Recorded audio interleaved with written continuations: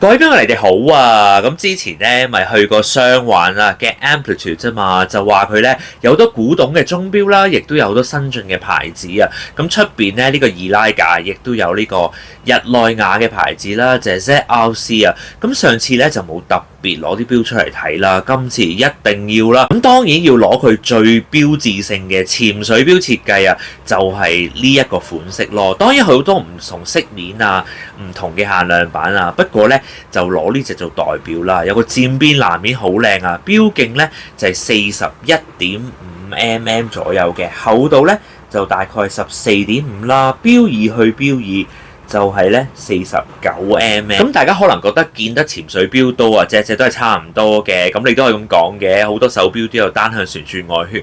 但係譬如話呢一隻啊，你見到佢最上嗰個圈嘅位置咧係有3個圓點喎，跟住之後咧3時啦、9時、6時位置咧就有2個圓點，其他就1個圓點，以資識別。呢個設計咧喺其他手錶真係好似冇乜見過喎，仲係陶瓷外圈。咁 ZRC 呢個牌子咧，其實1904年就喺日內瓦成立啦。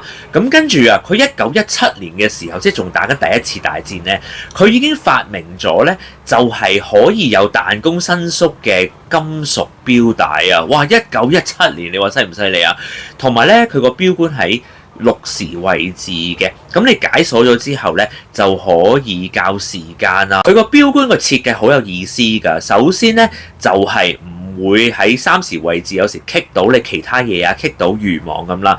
第二就係咧，你個錶冠要完全上鎖咧，嗰個錶帶咧先至可以去翻原位嘅，確保啊你落水嘅時候戴上手咧，一定確保錶冠咧係上好鎖，所以呢個設計咧非常之特別。仲有頭先咪講過有彈弓嘅鋼帶嘅，而家俾你睇下，可以咧作出微調啊，直情唔需要用啲咩微調系統啊，一拉就搞掂。你話方唔方便啊？仲有個扣咧咁得意嘅，究竟點樣開咧？係咪褪啊定點樣咧？原來唔係啊，原來咧要擰佢㗎，擰到打橫咧，你就可以咁樣拆出嚟啦。所以咧呢隻錶啊，無論係錶冠啊、錶帶啊、個扣啊、錶圈啊，所有嘢都係零舍不同啊！咁底都見到個系列名就係康風啊，即係暫且譯作深海嘅海底啦。咁啊，1000米防水夠深啦啩，同埋機芯咧就係 Sellita 嘅 SW300 Elaborate 啊，即係話咧更加準程度高啦，同埋咧就係打磨靚嘅機芯嚟嘅，有56小時嘅動力儲備。咁我已經戴上個7寸嘅手腕啦，41.5mm 錶徑俾大家睇一睇，係咪好有特色嘅潛水錶啊？所以咧 ZRC 嘅手錶，尤其係潛水錶啊，真係不容忽視啊！咁同場咧，亦都見到另一個牌子，亦都係我之前未介紹過嘅牌子啊，就叫做 Oleg and Weiss 或者咧簡稱 OW 啦。咁呢隻錶咧就39.5mm 錶徑啦，厚度咧就大概16.5左右嘅，錶耳去錶耳就係49mm嘅。呢一隻咧當然啊就唔係潛水錶啦，其實個系列啊就係叫 Astrochron， 即係話咧太空計時啊。其實佢個 logo 咧都好似嗰啲飛機嘅螺旋槳㗎嘛，即係都出唔少嘅飛行員手錶啦，同埋12時位置亦都寫住咧 Zurich 1956年啊，咪就係1956年喺蘇黎世成立啦，同埋好勁嘅就係1964年啊，即係都唔夠10年啊，就已經推出全世界咧第一隻1000米防水嘅手錶啊！你話勁唔勁啊？當時已經1000米防水喎。解鎖錶冠之後咧，就可以校時間嘅。至於日曆咧，就用10時位置啊，左邊個錶殼嗰個 pusher 咧嚟控制嘅。咁大家都估到啦，呢個機芯咧其實就係 ETA 啦，或者 Valjoux 嘅7753計時機芯嚟嘅。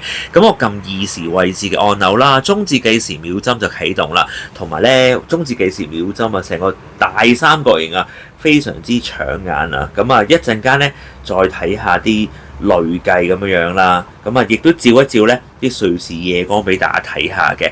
咁呢隻咧就唔係咩潛水錶啦，不過飛行員手錶啊，或者咧佢 Astrochron 啊，即係太空人啊，都要睇時間咧係好清晰嘅。咁所以咧，亦都有好強嘅夜光喺度嘅。咁佢個錶面咧就好似淺藍啊、粉藍色咁樣樣啦，襯埋條錶帶啊，亦都係藍白相間嘅。咁開頭我以為 NATO 帶啦，但係其實都係 pin buckle 嚟嘅喎。調轉俾大家睇下，唔係 NATO 嚟嘅喎，咁亦都見到咧佢個螺旋槳標誌啦，咁亦都睇到防水性能。哇！呢隻計時手錶原來咧係300米防水喎，真係唔嘢少喎。咁其實睇翻資料咧 ，OW 嘅手錶啊，原來以前咧真係 NASA 嘅科學家係有用嘅，未必係太空人啦，太空人就用 Omega 啊嘛。咁但係咧科學家實驗室嗰啲咧，原來咧好多時都會戴呢隻手錶㗎，同埋聽聞咧就係越戰嘅時候啊，有好多軍人咧，亦都係戴呢一隻手錶嘅。咁見到啦，個錶殼咧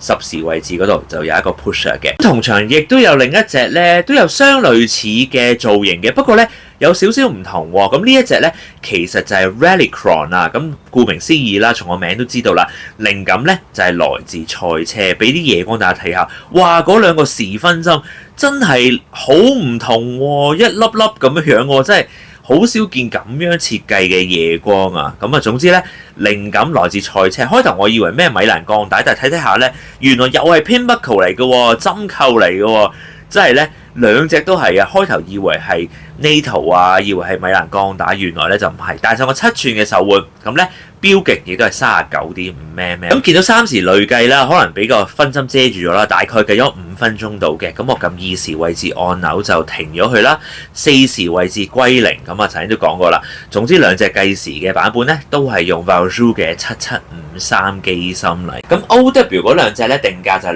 2萬幾港元啦。咁至於 ZRC 嗰啲手錶咧，通常就係3萬幾港元嘅價位嚟嘅。咁啊，大家有興趣咧就可以去到上環嘅 Amplitude 啊嗰度查詢一下嘅。上一條片都有講到啦，其實 Amplitude 啱啱慶祝咗2週年嘅，咁啊2週年嘅時間就引入咗咧好多特別嘅瑞士獨立牌子啊。咁呢兩個牌子咧都係嘅，好多都係大財團噶嘛，但係呢兩個咧都係獨立嘅牌子嚟嘅，更加難能可貴。ZRC 咧1904年成立，更加係過百年嘅老牌嚟嘅。咁啊，我真係好開心咧，今日見到啲咁特別嘅手錶啦，因為我成日都對住啲手錶，好多錶迷都同我一樣啦。有時咧即係睇到啲麻木噶嘛，啊計時手錶、飛行員手錶、潛水錶，但係呢次啊，就算啊係計時啦，同埋潛水錶咧，都令我大開眼界。喺固有嘅規範之下做出創新，其實真係非常之難。我相信咧，今日呢兩個牌子都做到啦。希望大家都中意我今日嘅分享啦。拜拜。